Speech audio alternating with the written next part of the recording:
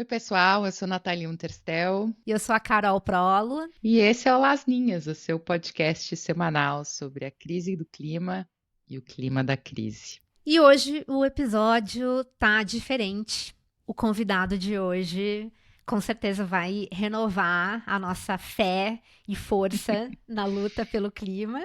Ele que é uma das vozes mais inspiradoras da juventude latino-americana no ativismo climático, o colombiano Francisco Vera, que com apenas 16 anos hoje já é uma referência global na defesa dos direitos das crianças e do meio ambiente.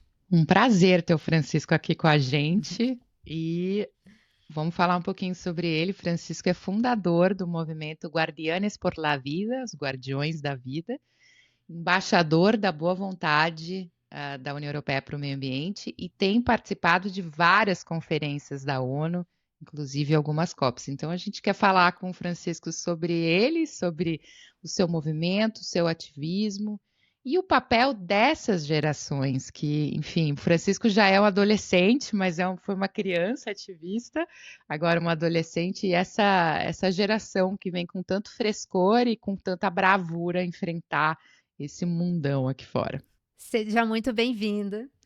No, muito obrigado, un prazer acompañalas neste podcast. Estou muito contento, muito feliz, eu não falo português muito bem, mas nos podemos entender, ¿no? Com certeza, Que, que, Francisco. que bien que hablamos lenguas tan similares, ¿no? Com certeza. Muito bom ter você aqui com a gente. Seja muito bem-vindo. E a partir de agora, eu e Carol vamos gastar o nosso espanhol e o nosso portunhol aqui. E o Francisco vai gastar o português que ele está treinando para a COP30 nos momentos que ele quiser. Então, para vocês que preferirem, vocês podem nos acompanhar em vídeo para ter acesso à conversa com legendas, porque em algum momento vocês podem não entender o nosso portunhol, mas vamos fazer o nosso melhor aqui, porque afinal é uma honra ter o Francisco conosco. Vamos nessa. Gracias. Francisco, empezaste tan joven, tan criança, e nos gostaria incluso saber mais desde quando estás involucrado en esta lucha y me parece que naciste con esa llama. Entonces me gustaría preguntar si hubo algún momento, una imagen, una conversación en que sentiste que ya no podías quedarte callado en relación a la crisis climática. Pois eu acho que precisamente não foi um momento concreto, mas foi todo um processo de darse cuenta, ¿no? Sí, de darse cuenta, diría, creo, de tomar conciencia sobre a ciudadanía. Eu acho que a minha família sempre me tratado como un ciudadano, ¿no? Un ciudadano, ¿no? Y yo creo que ahí comienza todo. Ese es el principio, ¿no? Porque ahí la pregunta que me hiciste precisamente es en qué momento me di cuenta que podía alzar la voz, ¿no? Pero yo creo que para poderse dar cuenta de que uno alza la voz, tiene que primero uno darse cuenta de que tiene voz, ¿no? Y eso es importante porque estamos hablando de que estamos hablando en el contexto de una sociedad adultocéntrica, ¿no? En una sociedad que ignora pero que además desprecia, menosprecia, menoscaba la voz de los niños, incluso la desconoce completamente, ¿no? Por ende, yo creo que el hecho de entender que soy un ciudadano, que tengo una voz y que tengo una agencia, es decir, tengo la posibilidad de influir en mi territorio, en mi comunidad, en mi barrio, en mi entorno, yo creo que fue el principio y luego ya el detonante, digamos, como metáfora, fue la Amazonia, o Fogo na Amazônia do ano 2019. Foi uma situação grave, não? Grave. Eu não sei porque há muitas palavras, perdão, em português que são a mesma coisa. Mesmo a mesma coisa em espanhol, mas hay diferencias muy pequeñas, ¿no? El caso es que la Amazonía en el 2019, así como Australia y muchas otras regiones, se estaban quemando. También la Amazonía colombiana. En Brasil sé la situación en la Amazonía, he estado en la Amazonía brasileña, pero Colombia también lo sufrimos y eso duele, duele ver lo que sucede en la Mm. Amazonía. Yo creo que fue lo que me inspiró. Francisco, ¿podrías contarnos más sobre tu movimiento Guardianes por la Vida? Cuando ustedes se reúnen, ¿qué pasa? ¿Qué descubre un niño ahí que tal vez un adulto ya olvidó? Bueno, pues yo creo que bueno, Guardianes por la Vida para empezar es un movimiento, eso yo creo que es valioso y diferencial de niños, pero también para niños, es decir, es liderado por los niños y dirigido a otros niños, ¿no? Ese movimiento comenzó hace 6 años, cuando yo tenía 9. Fundé Guardianes por la Vida en aquel Wow. año que relataba, en el año 2019. Convoqué a 6 compañeros míos de mi clase, de mi colegio, colegas, básicamente, ¿no? Colegas, compañeros de clase, a hacer una manifestación, a protestarnos. Yo creo que el activismo, pues, tiene muchas manifestaciones, el activismo. Hay muchas maneras de ser activista. Podemos ser activistas, pues, a través de nuestro consumo. Podemos hacer incidencia política, pero yo creo que una de las herramientas más poderosas, pero además también más simbólicas y como más representativas del activismo, es la protesta social pacífica, ¿no? Por ende, comprendiendo lo que implicaba la protesta, ya había participado en otras protestas, no liderada por niños, que eso es lo diferente, pues quise convocar una protesta, una manifestación, pues de 7 niños, pero así fue como comenzó y hoy poco a poco pues somos muchos más, no solamente en Guardianes por la Vida, pues digamos, para resumirlo, yo diría que tenemos dos ejes de acción. Un eje de acción en el territorio, de procesos de base, de procesos de defensa de nuestro derecho a un medio ambiente limpio, sano y digno, lo cual lo hacemos, por ejemplo, tenemos una red de escuelas en todo el país, en toda Colombia y en otros países también de Iberoamérica principalmente, a través de las cuales implementamos la educación climática, ciudadana, ambiental, tenemos proyectos de huertas, proyectos de literatura y alfabetización, entre otras cosas, y el otro eje de acción que mencionaba es la incidencia política, porque yo creo que la justicia climática requiere de conciencia política y política, por supuesto, política en términos no partidistas, pero sí en términos de que hay que hacer transformaciones y cambios políticos. Y eso es Ujú. innegable, ¿no? Porque muchas veces se despolitiza la crisis, la acción climática, ¿no? Se reduce completamente al eje individual, pero la acción climática, la ecoesperanza es un concepto, son conceptos colectivos y políticos precisamente.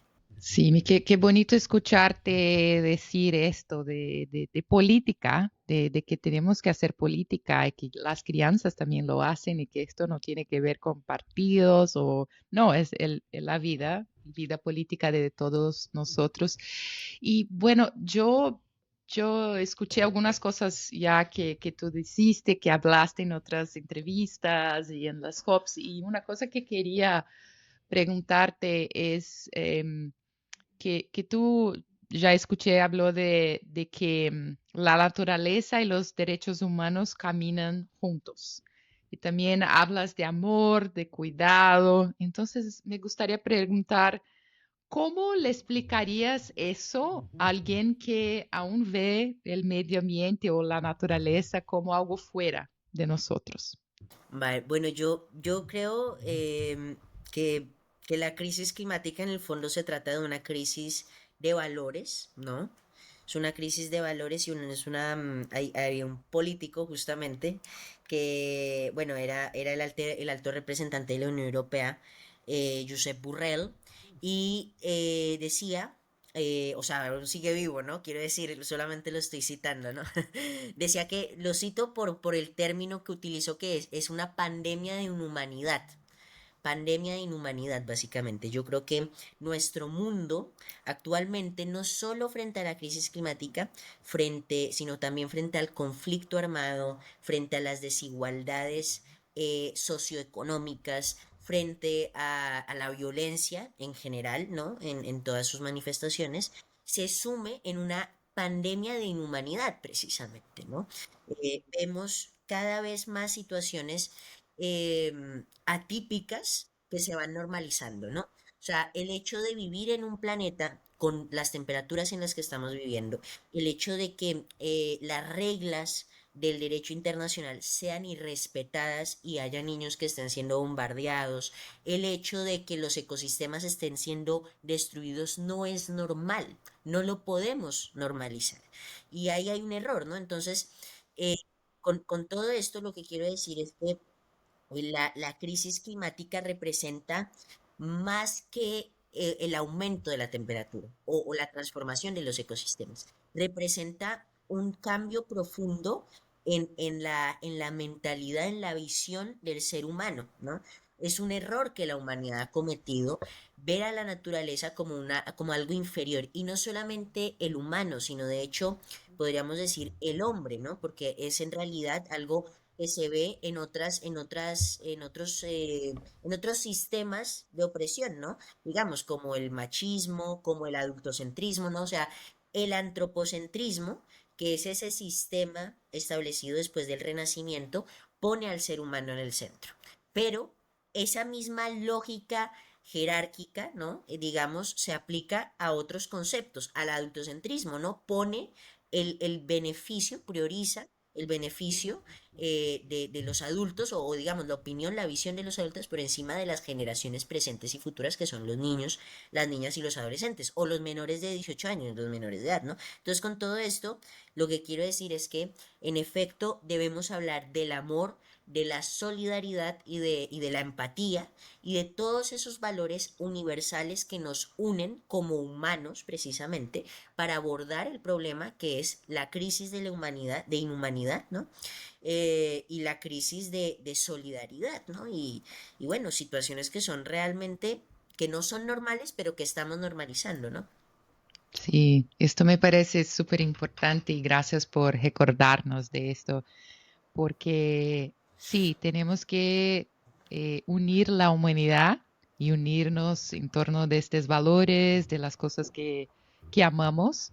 Y por otro lado, no podemos unirnos contra las otras especies, espécimes, especies. Creo Sí, sí, que esto es una cuestión, es como siempre estuviéramos afuera o arriba de los otros y la verdad es que no, que hay muchas maneras de ser inteligente, hay muchas inteligencias en este planeta, ¿sí? Entonces, muy totalmente. interesante. Caro, Y como un activista latinoamericano, Francisco, cuando piensas en el activismo latinoamericano, ¿qué, qué tiene de salvaje, de poético, de desobediente que tal vez el norte quizás no comprenda? Bueno, es muy interesante esa pregunta, la verdad, ¿no? Bastante interesante, bastante para reflexionar, ¿no? Yo creo que más bien, yo creo que lo que tiene el sur que no tiene el norte, o que quizás, para no generalizar, algunos del norte, es sabiduría, ¿sí? Es sabiduría más que desobediencia. La desobediencia comenzó cuando empezamos a desobedecer las reglas de la naturaleza, ¿sí? La naturaleza tiene unas reglas, tiene unos ritmos, tiene unas velocidades, ¿no? Y más bien recuperar esa sabiduría de la naturaleza, que es incorporar los ritmos de la naturaleza, la velocidad a la que va, ¿no? A todos los aspectos de nuestra sociedad, desde un modelo de desarrollo hasta un modelo, desde un plano urbanístico, desde un mapa urbano, ¿no? Hasta, por ejemplo, el modelo de desarrollo económico de nuestra sociedad, ¿no? Entonces, yo creo que eso es lo que tiene de diferente, que en el sur, para empezar, el norte es industrializado. El norte ya ha explotado su naturaleza, ¿sí? En el sur aún tenemos la naturaleza, ¿sí? Y de hecho, el crecimiento del norte históricamente y actualmente ha dependido de la naturaleza que nosotros le hemos proveído. Y de ahí viene el colonialismo, básicamente, tanto en África en el siglo XIX como mucho antes en América, ¿no? Y en el sudeste asiático también, y en tierras mucho más lejanas. Por ende, yo diría que lo diferente con el sur global es que aquí tenemos la sabiduría, digamos. Por supuesto, también no es de generalizar, ¿no? Porque también tenemos muchas cosas por aprender. Yo creo que se trata más bien de un intercambio entre un diálogo entre sociedades, entre maneras de ver el mundo. No hay una manera, sino que yo creo que hay muchas maneras que construyen, que pueden construir al menos algo mejor a lo que tenemos, ¿no? Porque lo que tenemos certeza sobre lo que tenemos es que es pésimo, ¿no? Por ende, tenemos que construir algo nuevo, no algo del pasado, sino realmente pensar, ponernos a ver a partir de lo que hemos vivido como humanidad y aprender hacia el futuro. Me encanta esa imagen. Francisco, escribiste un libro. Ya. Sí. Caro y yo no. Entonces, yo tengo 41, Caro también, y tú tienes ¿cuántos años? ¿16? Sí, sí, sí, Sí, 16, entonces ya tiene 16. un libro escrito. Eso es increíble. Qué Así es. Pero vergüenza. el libro es Gracias. intitulado Pregúntale a Francisco qué es el cambio climático. Me encanta este título. Y bueno, yo quería preguntarte cuáles fueron las mejores preguntas que recibiste, porque el título es que Pregúntale a Francisco. ¿Y qué historias podrías contarnos sobre tus visitas a las escuelas, a las conversaciones con los niños y jóvenes sobre crisis climática? ¿Hay alguna pregunta que de un niño que resuena en ti, de esas que cambian la forma de ver el mundo? Sí, pues a ver, también esta es una pregunta complicada, la verdad, ¿no? Porque no, no. La gracia es tener preguntas complicadas, eso es lo que lo hace divertido, ¿no? Pero yo creo que, a ver, el título de Pregúntale a Francisco, por supuesto, es una pregunta más retórica, ¿no? Digamos. Pero de todas formas, sobre las preguntas que me han hecho otros niños, em, la verdad, quizás la pregunta que más me haya impactado es si realmente existe futuro, si realmente hay futuro, ¿no? O sea, porque por supuesto, yo creo que aún hace falta concientizar a muchas personas de todas las generaciones, ¿no? También de los jóvenes. Pero hay muchos jóvenes que ya están concientizados porque se han informado, ¿no? Porque lo han visto, porque lo han vivido, ¿no? Por ende, yo creo que hay este miedo intergeneracional sobre realmente el futuro, ¿no?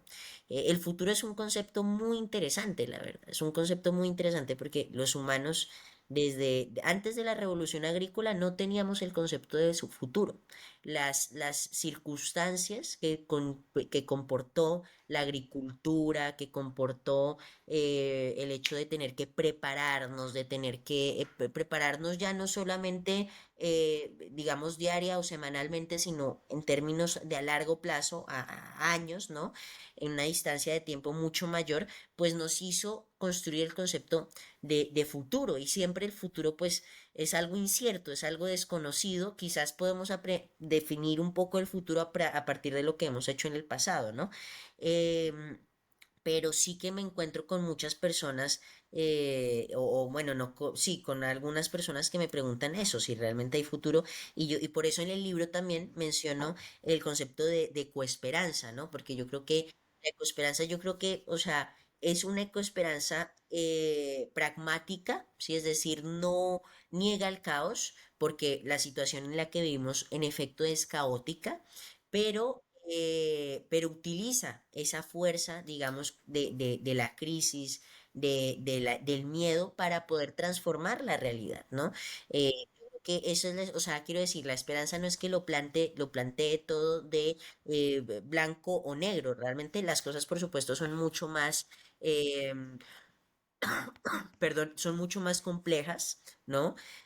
Los problemas a los que nos enfrentamos en materia climática, en materia social, económica, pues en realidad tienen una raíz muy profunda y justamente yo creo que la ecoesperanza lo que nos propone es una postura radical, en términos no radical de que sea extrema, en términos de que aborde la raíz, ¿sí? Radical, radical en realidad viene de raíz, ¿no? De la raíz de la planta, del problema, de los retos que enfrentamos, ¿no?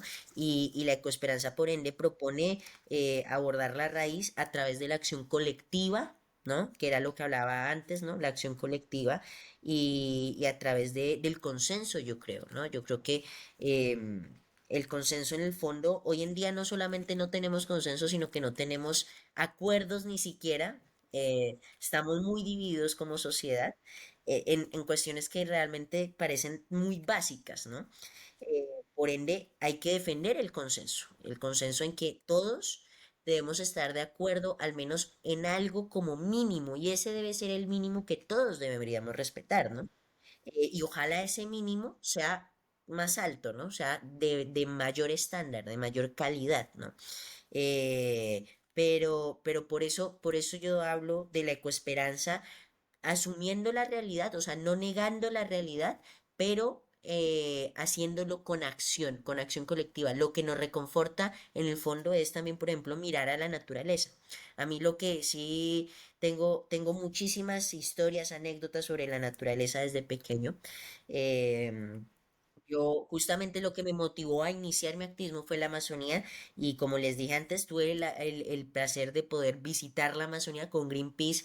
Hace 2 años sobrevolamos en Manaus, en Brasil, precisamente, y realmente ahí se encuentra mucha esperanza, porque la esperanza está en la belleza de la naturaleza y en la resiliencia de los ecosistemas. Me encanta todo eso porque la comparación con la naturaleza es siempre muy, ah, mu- es una inspiración por sí misma y me encanta muchísimo la comparación. Pero entonces, para continuarmos en la comparación con la naturaleza y continuarmos hablando de ecoesperanza, ah, hablaste de ecoesperanza como una raíz. Y también dentro de ese concepto de naturaleza, pero me parece que la ecoesperanza es como una semilla. Entonces, te pregunto, ¿qué tiene que pasar para que esta semilla florezca dentro de nosotros? Muy bonita la pregunta también, ¿no? Me es chévere, ¿no? Tener esas metáforas justamente haciendo referencia a la naturaleza, ¿no? A las partes de una planta, la raíz, la semilla, el tronco de la planta, ¿no? Los frutos de la planta. Yo creo que, pues, deben pasar muchas cosas, ¿no? Yo creo, pero yo creo que lo que debe pasar, más que, más que algo que detone esa ecoesperanza, yo creo que ya hay, detonar la ecoesperanza, yo creo que es fácil, pero lo que no es fácil es más bien mantenerla, ¿sí? Porque, digamos, puede ser momentánea, ¿no? Quizás hay momentos en donde realmente se siente esa ecoesperanza cuando estamos viendo algo, cuando estamos viendo la naturaleza, cuando estamos viendo un ejemplo, una iniciativa que está haciendo algo, transformando, ¿no? Cuando vemos una decisión, un acuerdo político. Pero el punto es que entonces para que tenga que prosperar tiene que ser perseverante precisamente, ¿no? Y de nuevo la metáfora de la planta es perfecta porque la planta por supuesto no crece de un día para otro, ¿no? Entonces yo creo que sencillamente hay que entender que los cambios que debemos experimentar como sociedad para avanzar son cambios pues difíciles y los cambios pues siempre en realidad han sido difíciles, ¿no? Porque hay miedo a lo que hay diferente, ¿no? Siempre tenemos un miedo a lo que es diferente, es difícil realmente ponerse de acuerdo, ¿no? Convencer, ¿no? Y realmente poder eso, mantener un consenso o un acuerdo mínimo, ¿no? perdón, pero el punto yo creo que está en eso, en perseverar, en ser constante y con el paso del tiempo yo creo que uno ve los resultados. Yo creo que al final, pues eso se ve justamente en las COP.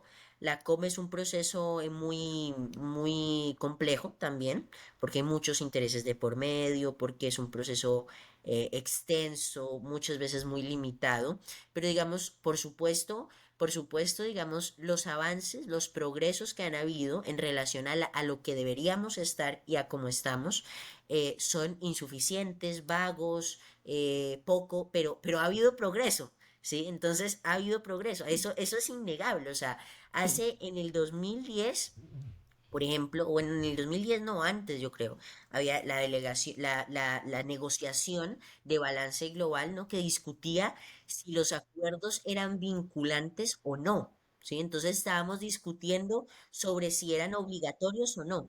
Pero ahora realmente los acuerdos ya son obligatorios, son vinculantes, ¿sí? Entonces, digamos, ha habido un avance en la discusión, ha habido muchos retrocesos, ¿no? Pero hay que seguir, el punto es ese, en seguir y en perseverar.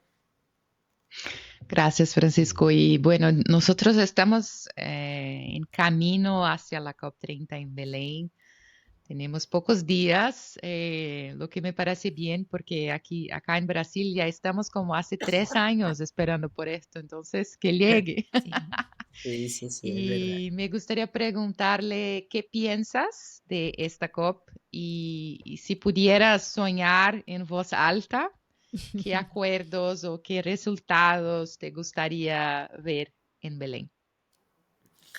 Bueno, yo creo que sobre la COP, bueno, hay muchas cosas que decir sobre la COP. Yo creo que la COP es un escenario muy importante, de verdad. Brasil ha sido un país líder en el mundo y en la región como una voz, como una potencia regional que ha defendido pues el multilateralismo, que ha defendido el clima, una negociación climática pues cada vez más ambiciosa, ¿no? Y realmente ha sido un ejemplo. Yo creo que sin embargo siempre el punto es en no olvidarse del espíritu activista. Yo creo que el activismo per se tiene como objetivo fiscalizar al poder, es decir, velar por la rendición de cuentas, ¿no?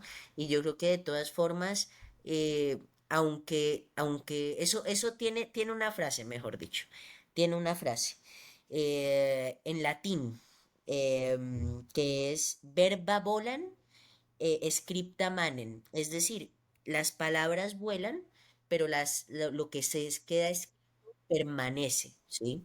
Em, Brasil, Colombia, México tienen gobiernos en su cabeza, España tienen gobiernos en sus cabezas, digamos, de una corte pues más ecologista, ¿no? Ecologista, pro acción climática, ¿no? Y es un discurso muy positivo y eso es bueno, pero nuevamente, como dice la frase, que no es una frase que se remonta al Imperio Romano hace mucho tiempo, mientras las palabras no sean escritas y mientras los acuerdos no existan, pero incluso existiendo los acuerdos, mientras no se materialicen, pues todo se queda en palabras y las palabras vuelan, ¿no? Entonces, las palabras se las lleva el viento.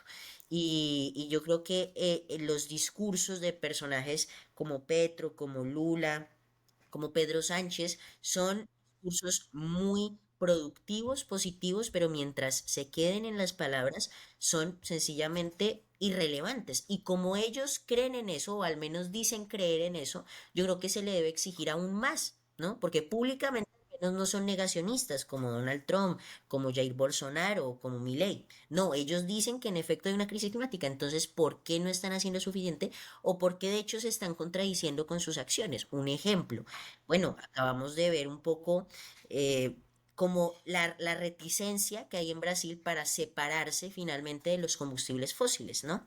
Y lo tenemos muy reciente eso, ¿no?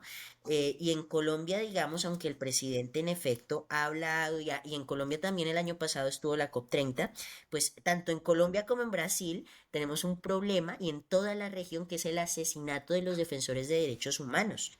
Eso es una situación sin precedentes. Colombia ha ratificado el acuerdo de Escazú y Brasil muy próximamente en la Cámara de Diputados, no sé, Sí, es un estado federal, ¿no? Brasil, se va a votar en varias comisiones, ¿no? sí, Según entiendo, no lo sé. En Colombia, ya les digo, ya lo tenemos ratificado, pero el punto es que ahí yo creo que es la mayor incoherencia que tenemos en nuestros países porque nuestros países están pagando el peor precio de la defensa del medio ambiente, que es la vida de miles, hablamos de miles, entre el 2011 y el 2000, perdón, el 2013 y el 2024, si no estoy mal, aproximadamente, es que las fechas son complicadas, pero en poco más de una década hablamos de que aproximadamente más de 1.100 personas defensoras de derechos humanos fueron asesinadas según Global Witness, que se encarga sí. año por año de hacer su informe, ¿no? Y sobre eso yo creo que hay mucha incoherencia y mucho silencio que es atronador, sobre todo para los territorios. Sí, solo un comentario sobre esto, creo que, Caro, después tiene otra pregunta que tiene que ver también Sí. con que él estaba hablando, pero tú hablabas de las palabras y que las palabras se van con el viento. Y la imagen que me veo en la cabeza fue, no sé si ya ha leído Gabriel García Márquez, Cien años de solitud, ¿no? Sí, bueno, no, pues he leído, sí, de hecho aquí tengo un libro de él, pero Ah, no, pero el que leí se llama 12 cuentos peregrinos. Cien años de soledad, en portugués le llamamos Cien años de solidão. Yo no me acuerdo cuándo ha leído esto, pero es algo precioso, súper chévere. Pero lo que quería comentarles es que hay una pasaje de esto en que uno de los personajes llega a un hogar, a una ciudad, y no era exactamente una ciudad, pero un pueblo, y ahí habla que las cosas aún no tenían nombres. Entonces el personaje llega y comienza a crear palabras, a crear nombres y comienza a decir, esto es, no lo sé, un árbol, esto es esto. Entonces comienzan a designar las cosas con nombres nuevos. Y esto me parece importante también, porque tú hablabas de que las palabras son importantes al mismo tiempo.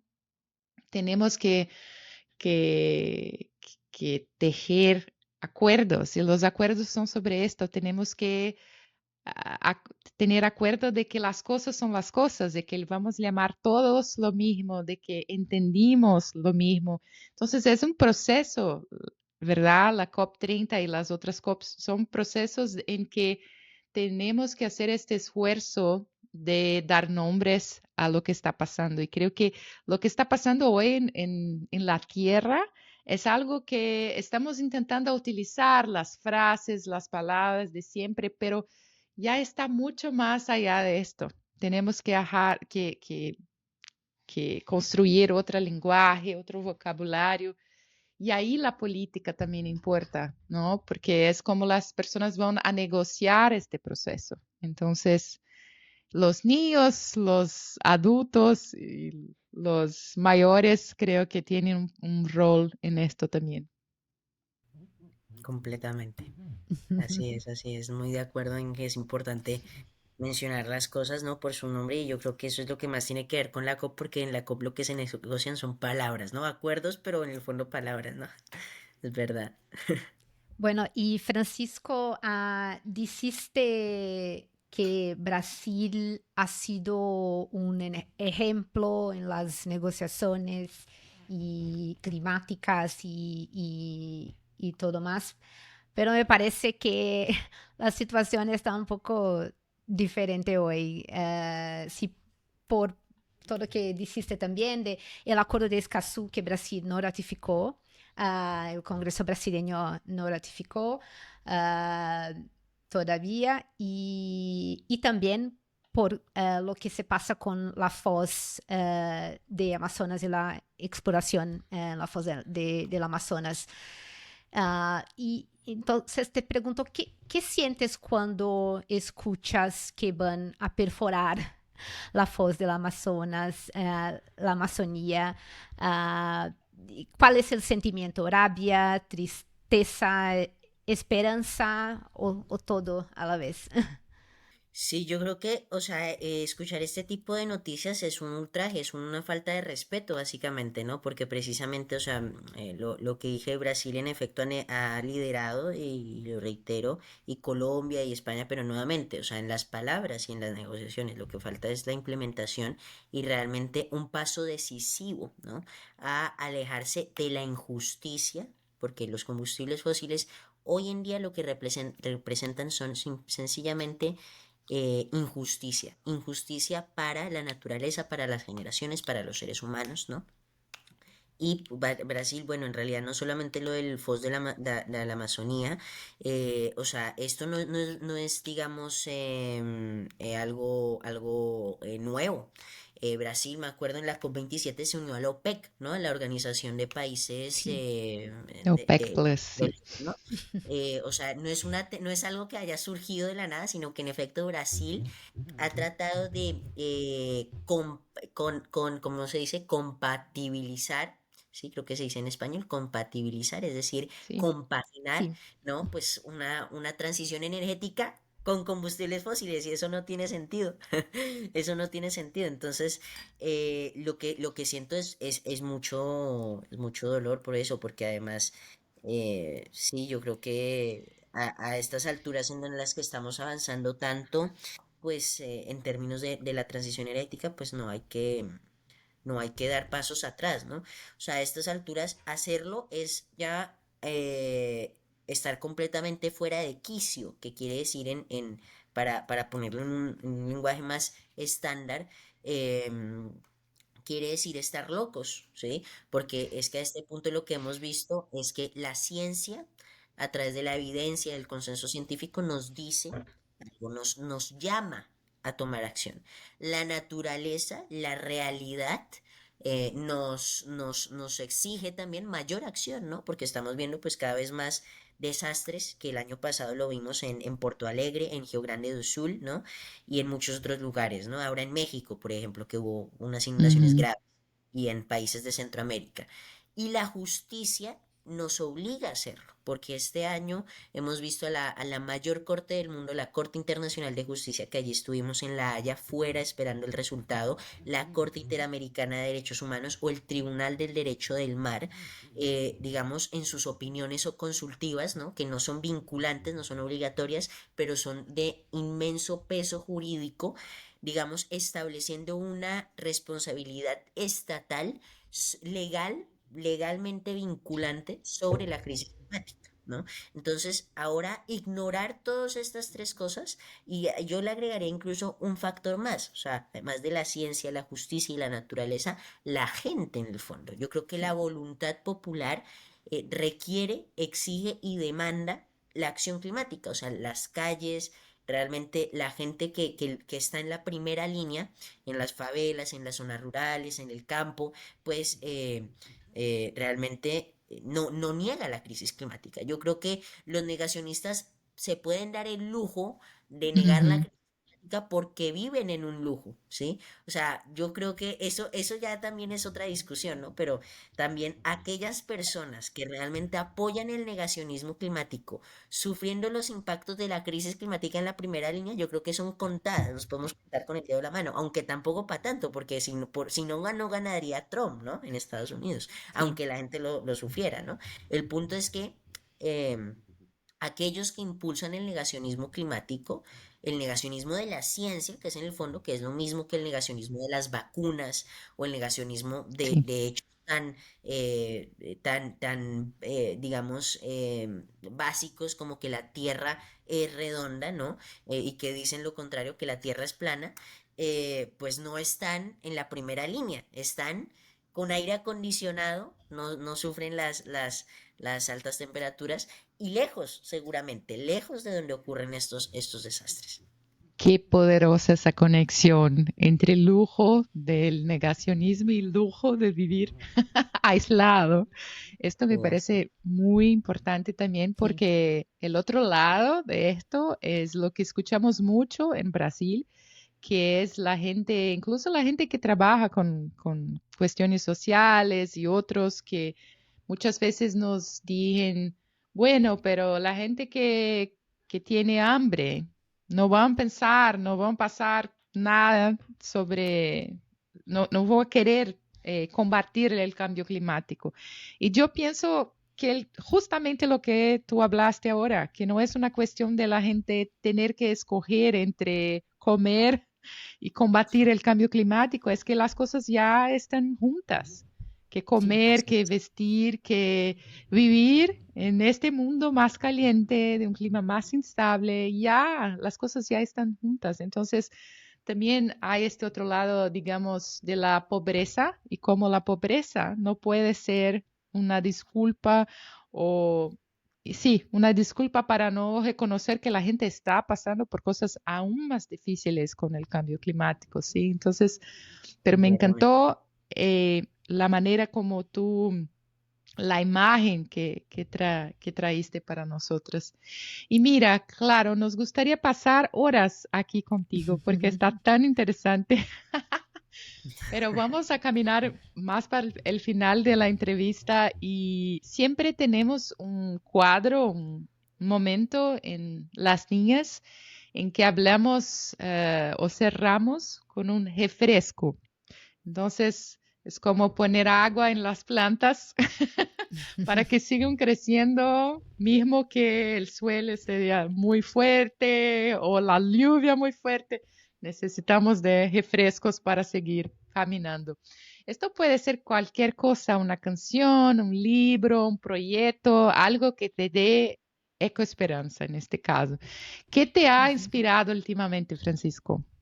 ¿Qué me ha inspirado últimamente? Bueno, muy bonito lo del concepto de refresco. Yo creo que lo que me ha inspirado últimamente es, en efecto, la belleza. Concretamente, los pulpos. Yo vivo en Barcelona. Mm, em, y Cataluña es una tierra preciosa. El mar Mediterráneo alberga una gran parte de la biodiversidad del mundo. Es muy bonito y últimamente he avistado cada vez más pulpos y los grabo. Tengo ah, una qué GoPro. lindo. He visto desde el verano he visto como unos 4 pulpos. Y justamente el Wow, sábado vi un pulpo y los pulpos son increíbles. Los pulpos son increíbles, wow. de sí. verdad. Son Sí, increíbles. Son muy, muy cercanos, ¿no? Hay una película, un documental, ¿no? Que se llama Mi Maestro Sí, Pulpo, ¿no? sí, es muy Eh, lindo. Ese es muy bonito, así es. Y bueno, yo no he tenido la suerte de que un pulpo realmente se monte en mi brazo Mm.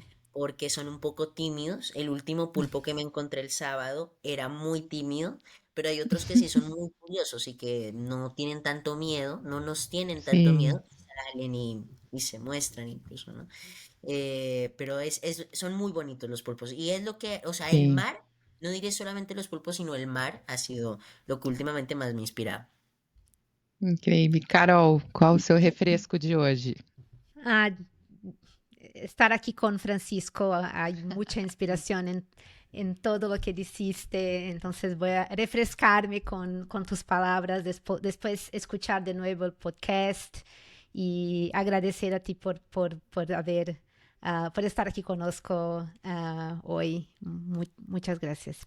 Gracias a ustedes. E eu tenho um refresco também, pero necessito pegarlo aqui solo para que vean. A ver.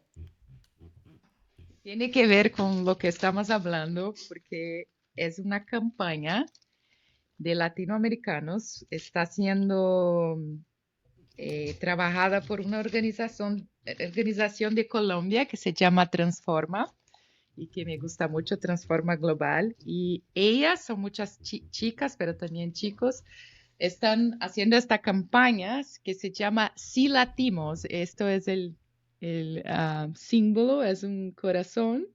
Oh, Y hay esto también, los stickers de Si Latimos. Y la idea es que somos latinos y si latimos, que estamos latimos por la naturaleza y por todo. Entonces es una campaña muy hermosa de gente maravillosa y que están como recogiendo muchas historias, casos, soluciones en toda Latinoamérica. Entonces, hay más de 300 que ya están en Silatimos, en este sitio web, y es impresionante ver cuánta cosa maravillosa está pasando en Latinoamérica. Entonces, importante.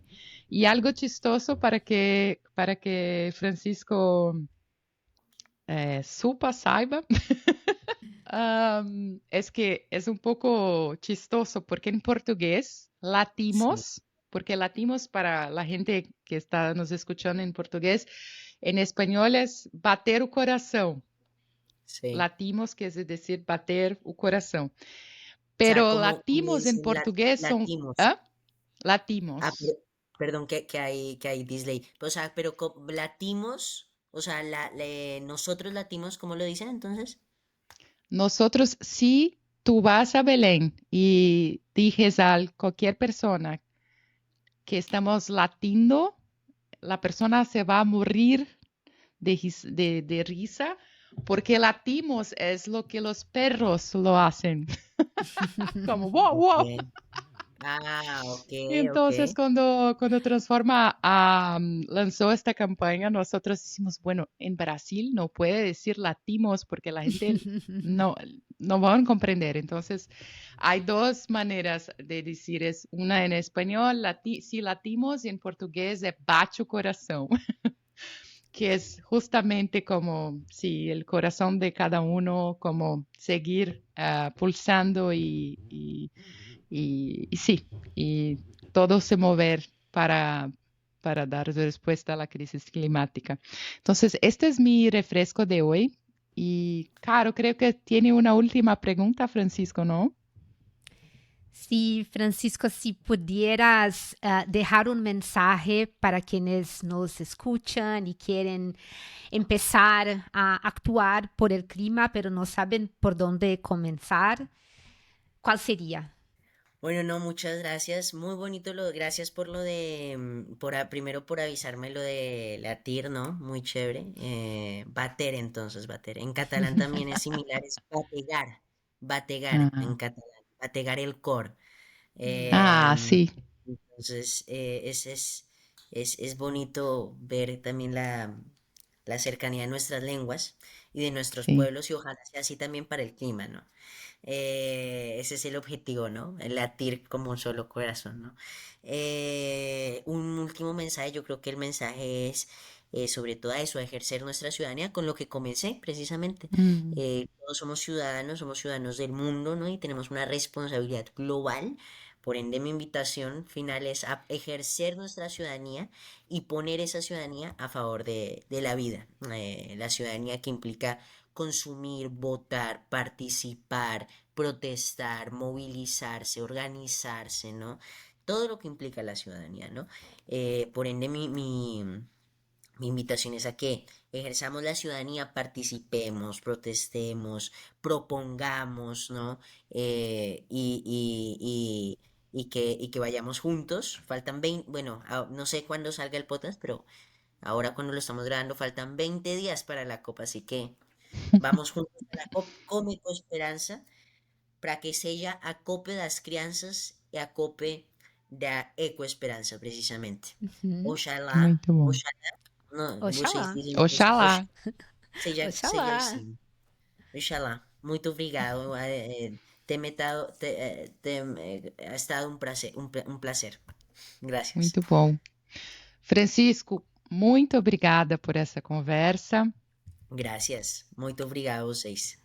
Segue o Lasminhas na sua plataforma preferida, deixa seu comentário, avaliação, que isso ajuda o podcast a chegar mais gente, e entra para o Clube Lasminhas no Apoia-se. Muito bem. Bom, logo mais tem mais, não vai ser nem semana que vem. Estamos aqui na contagem final para a COP. Ótimo estar com vocês hoje. Até mais.